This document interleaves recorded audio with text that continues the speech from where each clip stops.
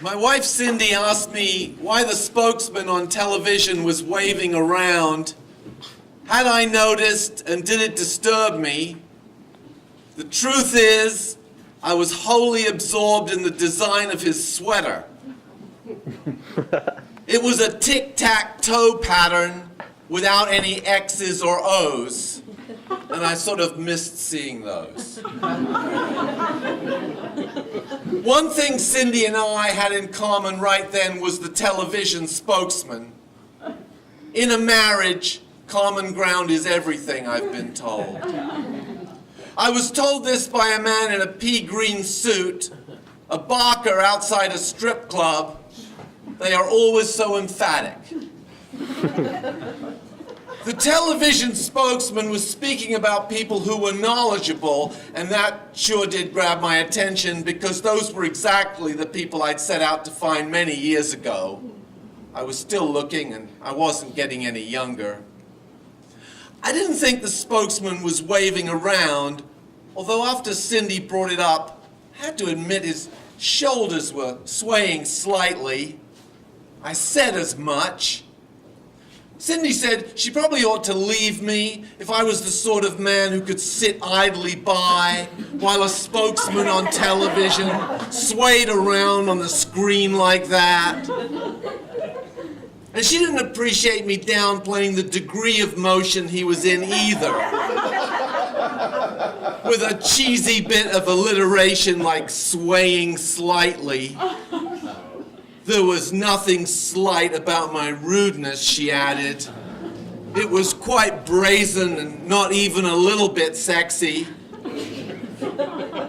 Which she went on to say was unfortunate since brazen can be very sexy in different circumstances. I had to agree with her there. Cindy was first rate at the making of salient points. If memory serves, that's what had me fall in love with her in the first place. That and her promise to make me watch the news in leather chaps. We could just turn him off, I said. Are you kidding? She screamed, her face turning a scary shade of red. Now he'll be in our thoughts forever. We'll never shake him.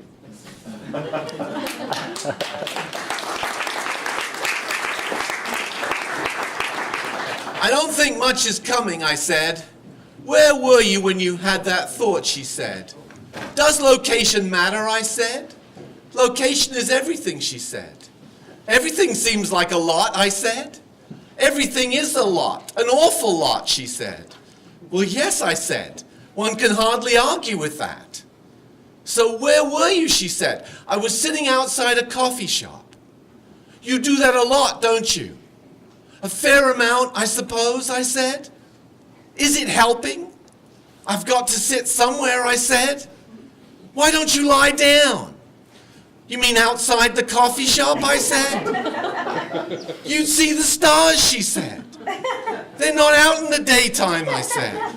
They're always there, she said. Well, I suppose that's true, I said, but I only see them at night. You can imagine them in the daytime, she said. I never thought to do that, I said. That might be your trouble, she said. Do I have a trouble, I said. You have many, she said. Are there any you'd like to address, I said. Well, we could start with your lack of imagination. You were fine lying down with me, but where was your imagination? Probably outside some coffee shop, she said. It's true, my mind did wander, which is hard to believe because I craved every opportunity to lie down with you, and you did grant me several episodes. Episodes, she said? Times of mutual lying down, I said. Which you thought of as episodes, she said? Yes, but fabulous episodes in an amazing series. One I would even recommend to friends, but if I did, I think I'd be struck with terrible jealousy, so I never mentioned the episodes to others. Not a single person?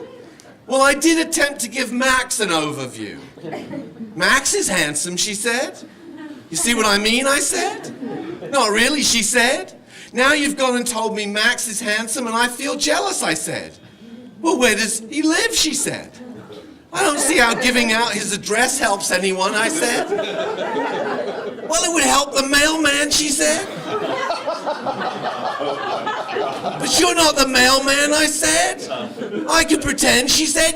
We could call that episode a Pretend Mailman Goes to See Max.